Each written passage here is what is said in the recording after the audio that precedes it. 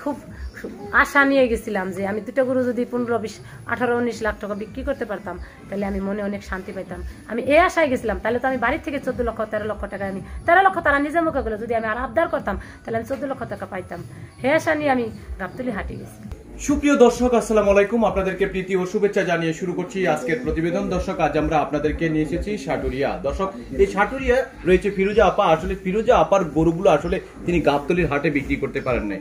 সেই গাবতলীর হাট থেকে রাকান্ত মন নিয়ে, কষ্ট নিয়ে ফিরে আসলেন তার খামারে। আমরা শুনবো ফিরোজা আপার সাথে কথা বলে বিস্তারিত বিষয়গুলো। আসসালামু আলাইকুম।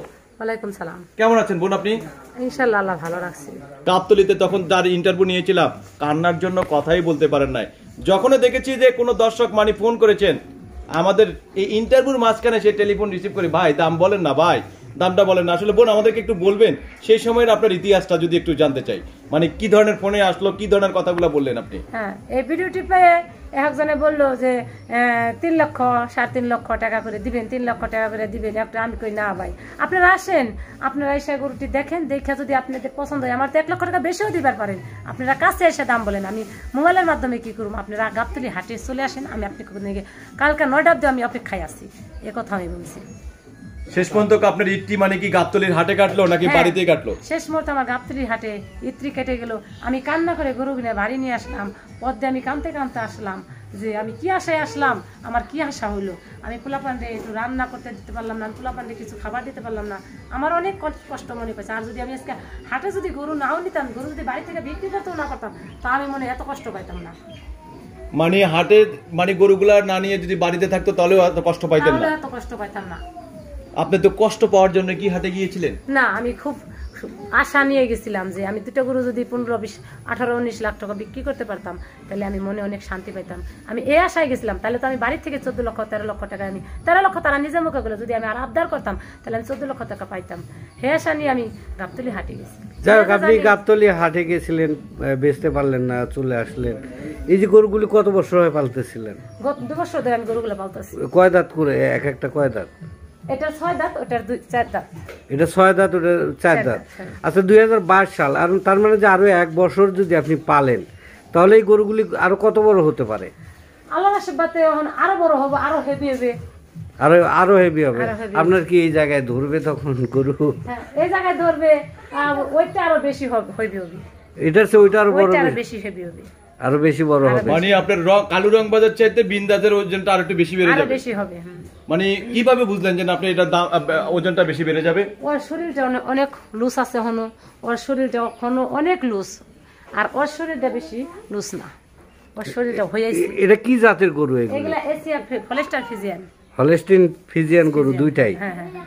আচ্ছা, যারা যারা খামারি রয়েছে একটু বলবেন যে যারা বড় গরু পালন করছে, আপনার মতো নারী রয়েছে, অনেকে পুরুষ রয়েছে, সেই মানুষগুলোর জন্য আসলে কি বলতে চান? আপনারা কি গাবতলী হাটে যে কষ্ট পেয়েছেন, আপনি কি তাদেরকে কি গাবতলী হাটে যেতে নিষেধ করবেন নাকি বাসায় বসে তারা গরুগুলা বিক্রি করবে?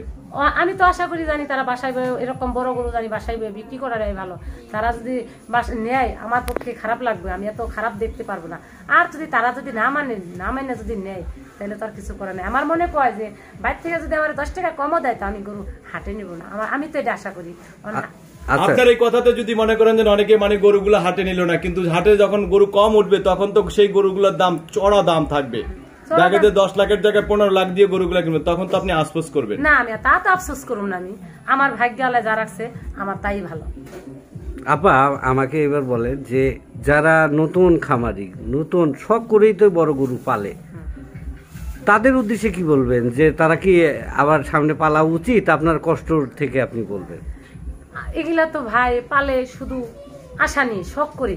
যার শখ আছে সে এগুলা পালতে পারবে, যার শখ না আছে হ্যাঁ এগুলা পালতে পারবে না। যার টাকা আছে হ্যাঁ এগুলা পালতে পারবে না, আর যার টাকা না আছে তার শখ আছে হেঁটে পালতে পারবে, কিন্তু তার তৌফিকটা আল্লাহ জানি দিয়ে দেয়, এটা আশা করি আল্লাহর কাছে। তো প্রথম আসলে কয়টা গরু দিয়ে শুরু করবে আপনি বলবেন? আপনি জীবনে প্রথম কয়টা গরু দিয়ে শুরু করছেন? আমি জীবনে প্রথমে একটা গরু দিয়ে শুরু করছিলাম।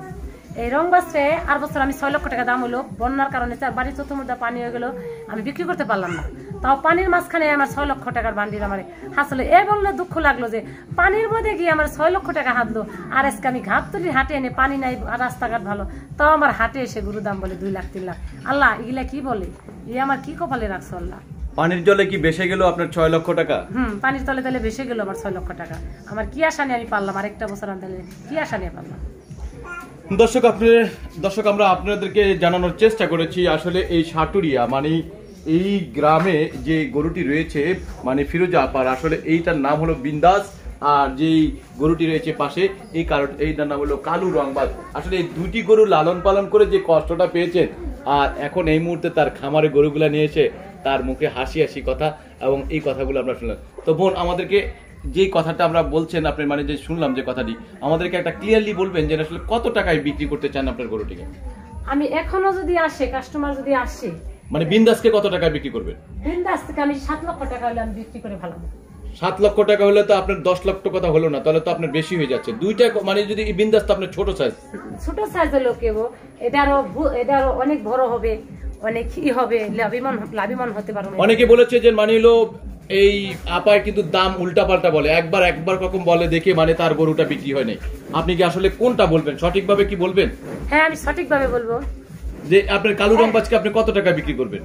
কালু রংবাজকে আমি এটারও আমি 7 লক্ষ 7.5 লক্ষ টাকা একটা বেচলে আমি ওই দামই চাইতাম। দামটা বেশি, আর দুটা যদি একসাথে নেয় এটা একটু দামটা কম।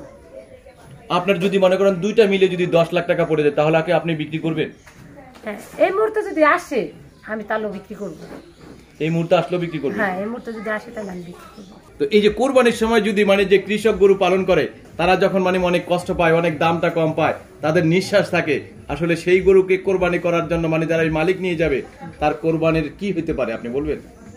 তার কোরবানি যদি ভালোভাবে যদি একটা মানুষ সাথে কষ্ট করে গরুগুলো পালে, যদি তার 1 লক্ষ টাকা কি 2 লক্ষ দাম চাওয়ার বাইরে যদি তার 50,000 টাকা খুশি করে, হ্যাঁ আরো বেশি তার নিকে দোয়া করবো। আল্লাহ, এরকম মানুষ জীবনে হয় না, আল্লাহ তার নিকে আমি পরম ভরে দোয়া আশীর্বাদ করবো। আল্লাহ হ্যাঁ জানি আরো দিবার মতো তৌফিক আল্লাহ তার দান করে দেয়, এটা আমার আশা। ধন্যবাদ আপনাকে। দর্শক আপনারা শুনলেন ফিরোজা আপার কাছ থেকে তার যে গরুগুলাকে বিক্রয় করবেন এবং গাবতলী হাটের যে কষ্টটা সবকিছু আমাদের সাথে শেয়ার করলেন। আমরা জানানোর চেষ্টা করেছি। দর্শক আসলে অনেকে কৃষি প্রতিবেদনগুলো দেখে থাকেন, আসলে এই মানুষগুলার মানে পিছনের যে গল্প রয়েছে, কষ্ট রয়েছে, সেই বিষয়গুলো কিন্তু কেউ জানেন না। আসলে অনেক কষ্টের পর তাদের সুখ আসে। আসলে তারা প্রতি বছরে গরুগুলো পালন করেন, আর বছর শেষে ঈদের সময়টা তারা একটু হাসি মুখে বাড়ি ফিরবেন গরু হাটে বিক্রি করে।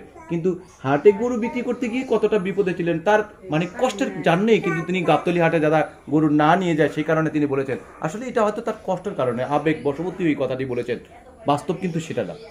হাট আছে, মার্কেট আছে, সেখানে যেতেই হবে, এবং সেই হাটে না গেলে আপনার গরুর দামটি কিভাবে সঠিকভাবে নির্ণয় করতে পারবেন বুঝবেন না। আসলে মানে না নিলে আপনি বুঝবেন যে আপনার গরুর দাম 10 লাখ 15 লাখ টাকা আপনার চেয়ে বসে থাকলেন খামারে বা বাসায় বসে, কিন্তু হাটে গিয়ে তার তো মোটা বুঝতে পেরেছেন এই ফিরোজা আপা যে গরুর দাম আসলে কিন্তু অতটা না। এটা কাঁচা মাল, এটার মার্কেট আপ ডাউন করতে পারে, হাটের দাম পরিবর্তন হতে পারে, এটাই স্বাভাবিক। দর্শক ভালো থাকবেন, সুস্থ থাকবেন, আল্লাহ হাফেজ।